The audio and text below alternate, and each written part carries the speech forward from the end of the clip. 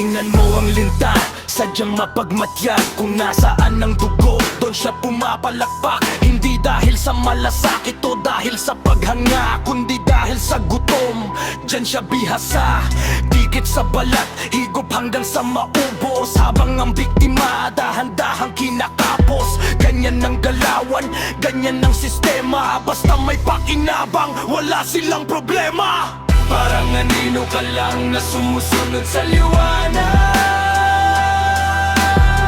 Kapag dilim na ang hinarap, bigla kang nawawagi. Kung nasaan ang grasya, doon ka nakakapit. Pero sa oras ng gipit, tila ka isang ulan, naglalaho ng pilit.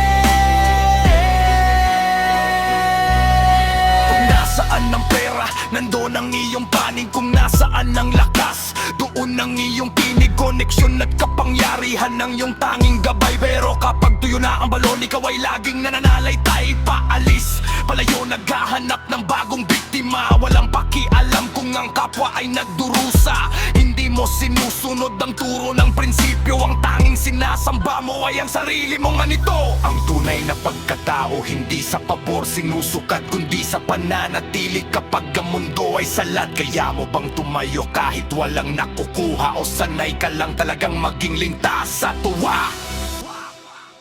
Mas madaling kumapit kapag ang daloy ay sagana. Pero ang dangal ay wala sa bulsang puno ng barya. Ito ay nasa pagpili sa tama kahit walang kapalit. Kahit ang tadhana ay tila sa iyo'y nagmamalupit.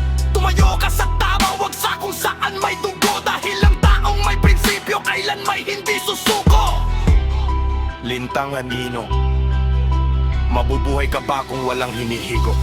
O sadyang ang kaluluwa mo ay matagal nang nakakulong sa